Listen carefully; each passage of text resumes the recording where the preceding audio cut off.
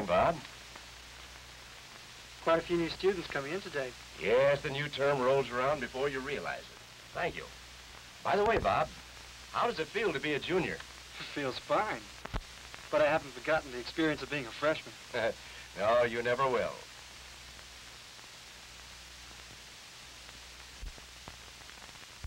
The start of each new term is a new experience for everybody, for the faculty as well as the incoming students. These young people entering college have a common aim, to further their education and prepare for the future.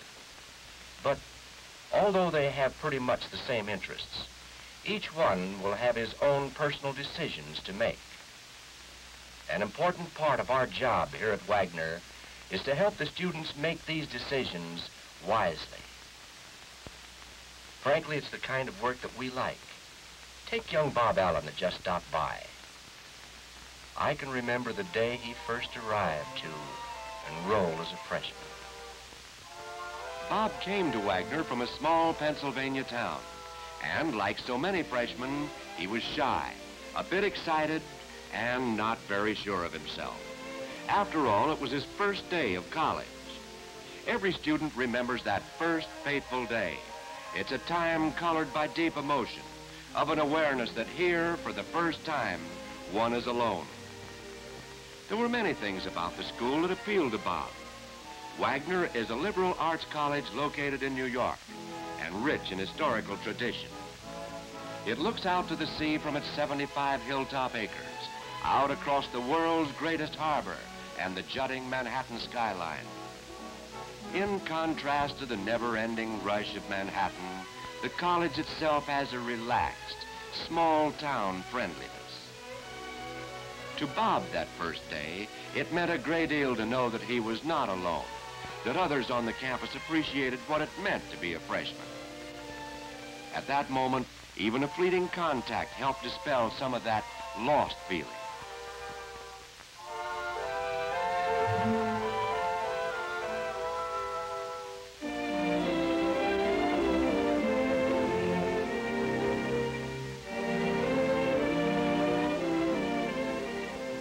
Happier, a little more at ease, Bob was beginning to develop a sense of belonging, the first sign of an emotional security so important to the student away from home. Once registration was over, his schedule filled out, his course of studies for the semester approved, he was on his way, a full-fledged freshman. To Bob, sharing a room was something completely new, but he would soon discover that the room was only a minor part of the sharing. From here on in, it meant a sharing of thoughts, ideas, hopes, and once in a while a necktie or that new sports jacket. On his way to one of the social events that highlight Orientation Week, Bob was happier than any time since his arrival. His studies had been approved. He had a roommate. Yes, at that point, all was right with the world. Orientation Week includes many social events and has a very important purpose, to make the freshman know he's welcome. Another phase of the week's program is the series of aptitude tests given under the supervision of the guidance department. At 17 or 18, it's difficult to know what you want to do with your life.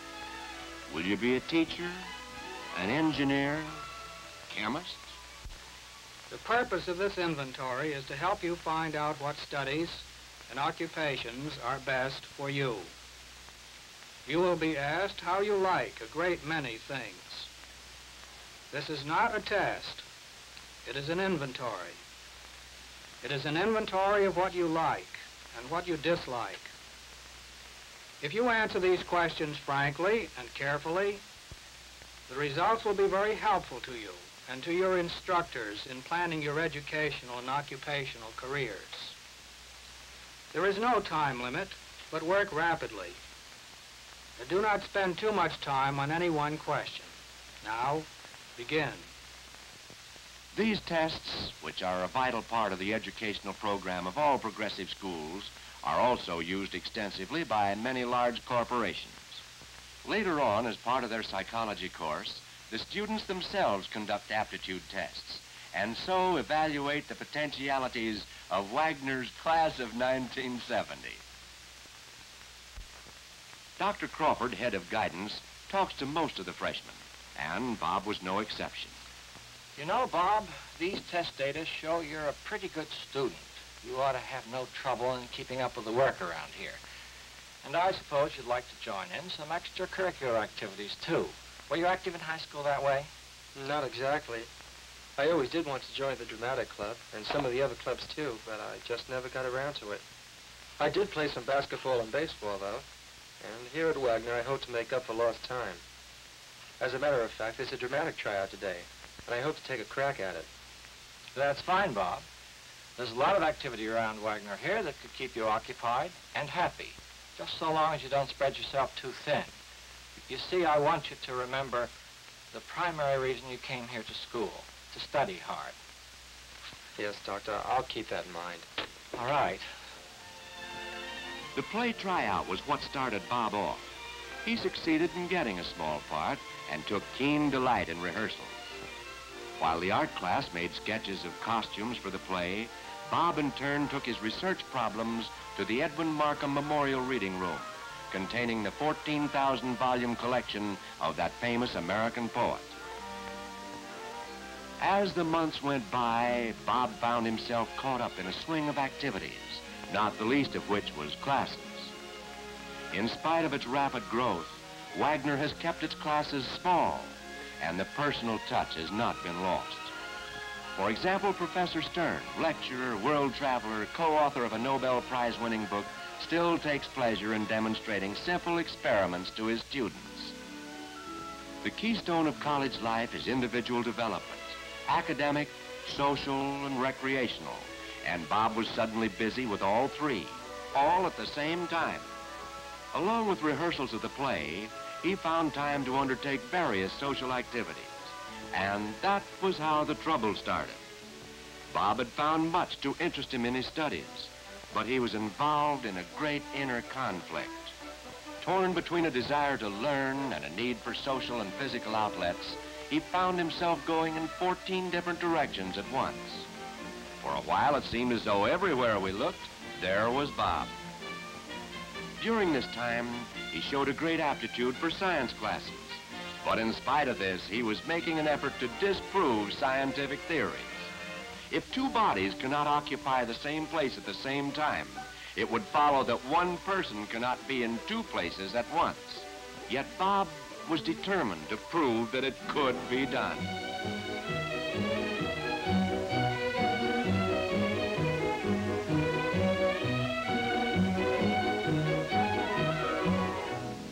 Through all this, he managed somehow to keep up his classroom attendance, although we marveled at his ingenuity and kept a watchful eye on his grades. We watched him ride his course, knowing that basically he had to get this inner conflict out of his system. It was an important part of his development. And then, when he had run the gamut, we knew the time was right. Please report to the dean's office at your earliest convenience. Come in, Bob, and sit down. I'm glad to see you.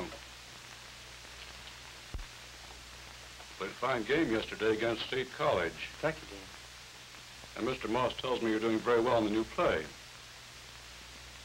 I've just been looking over the mid-semester grades, and I noticed that your marks have dropped a bit. I was wondering whether you weren't trying to do too many things. Well, sir, I didn't think so. You do really realize, don't you, that your main job here is to get a good education? Yes, sir, I guess that's right. I imagine Dr. Crawford has advised you not to scatter your energies too widely. Perhaps you can solve the problem by learning to work more efficiently. If not, you may have to drop one of your activities. In any case, I think you'd better have another talk with Dr. Crawford and see what you can work out together. Dr. Crawford had been expecting Bob, and it didn't take long for him to set the young freshman right. Carefully explaining the motivation for Bob's actions, he drew a clear picture of the problem and a solution. Bob saw the light, and from then on, once adjusted, we knew it would be easy sailing for him.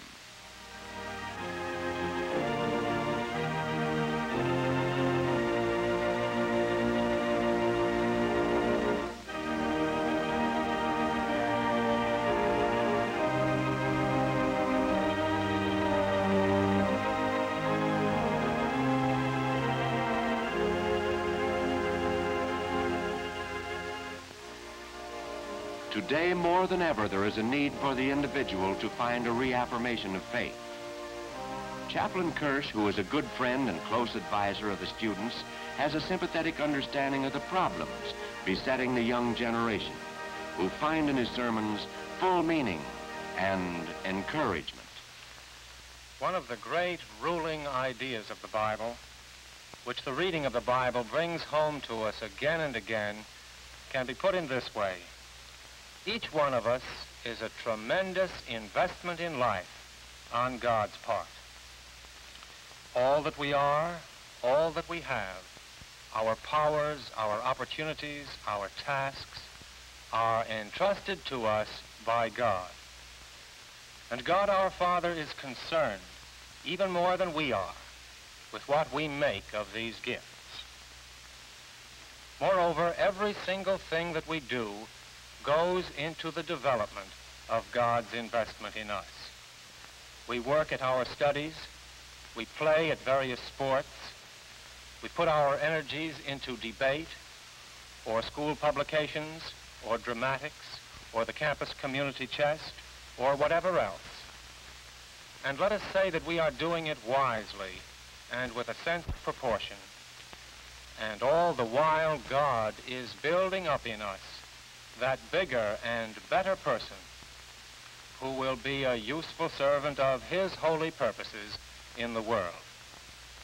But this is important. We must learn how to be wise investors of the time and talents that we are managing. It comes then to this.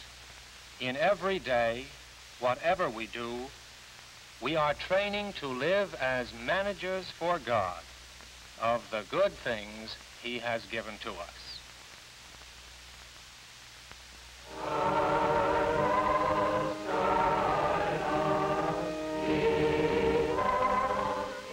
Someday, all of these students will establish homes of their own, some near, some in distant places far from the hill overlooking New York Harbor.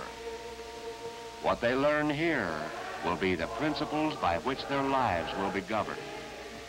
It has been said that a stone, once dropped in water, creates ripples that go to the ends of the earth.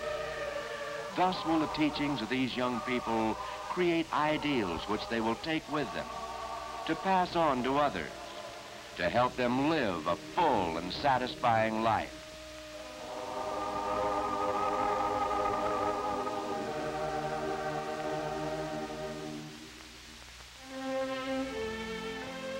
Man was never meant to live alone.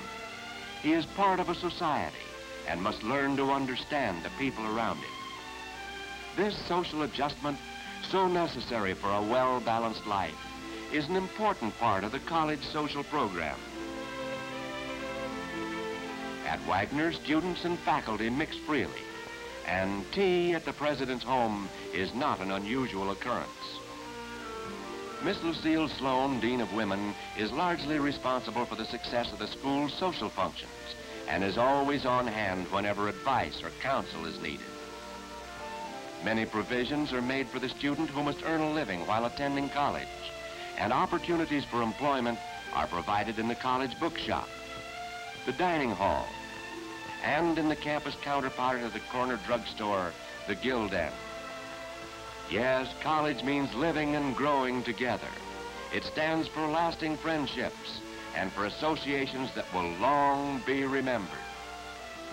And so it goes the year round when snow covers the Wagner hilltop and the air is clear and sparkling in the winter sunlight.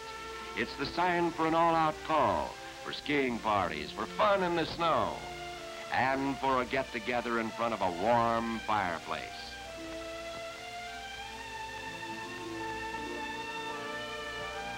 Spring, with its promise of green trees, warm breezes, and approaching graduation, brings to the fore a renewal of seasonal student activities, of tennis and softball and archery, and highlighted by a performance of the varsity players. We will away tonight. Well, let us entreat you. Stay till after dinner. It may not be. Let me entreat you. It cannot be. Let me entreat you. I am content. Are you content to stay? I am content that you should entreat me to stay. And yet not stay. The play was The Taming of the Shrew, and Petruchio turned out to be none other than our young friend, Bob Allen. Maybe Bob wasn't the best Petruchio to trod the boards, but that play meant a great deal to him. He realized an ambition he had long cherished, and we were very proud of him. Oh, Kate Contenti, prithee be not angry. I will be angry. What hast thou to do? Father, be quiet. We shall stay my leisure. Gentlemen, forward to the bridal dinner. Life at Wagner wouldn't be complete without occasional trips to Manhattan, with its massive skyline and world-famous landmarks. A tour through the stone canyons of Wall Street, a view of City Hall Park, and then on to Radio City, where Prometheus, mythical god of fire, remains aloof and indifferent to today's towering monuments of man's ingenuity and architectural skill.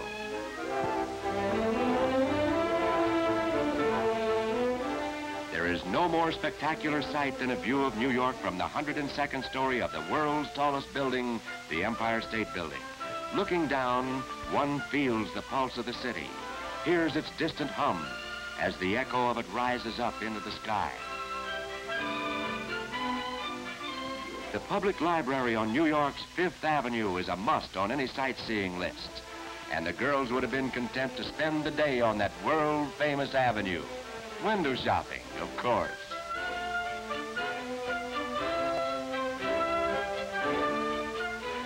For most of the students, there's nothing to equal Times Square at night. A quick dinner before theater time, and then to round out the evening, the ice show at Radio City.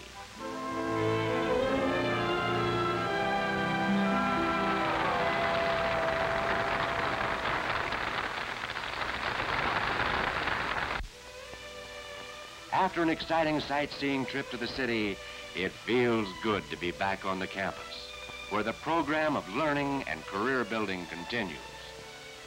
One of the most gratifying careers for women is in the nursing field, supervised at Wagner by Miss Mary Burr, Dean of the School of Nursing. Wagner is one of the few colleges in which a diploma in nursing and a Bachelor of Science degree can be obtained within a 4-year period. Academic and nursing training is thorough, and each student nurse is given the opportunity to serve in every branch of the nursing profession, making it possible for her to choose the field she finds most satisfying.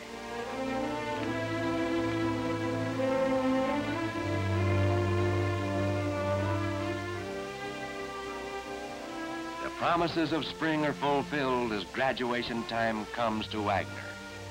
Hundreds of young Wagner students, with eyes eagerly and hopefully facing the future, prepare to take their place in a world society. They have been with us for 4 years, 4 very important years. Guiding them in the way of life, we have watched them grow into adulthood.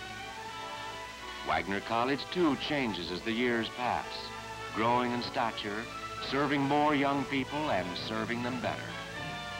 Right now, plans are going forward for a new women's dormitory and for an ultra-modern gymnasium. Under the direction of President Langsam, Wagner College will continue to plan its growth to fit the needs of the young people it trains and inspires. Our greatest reward is to see them grow into better men and women, to discover the joy of helping others, and to become enlightened citizens for the America of tomorrow.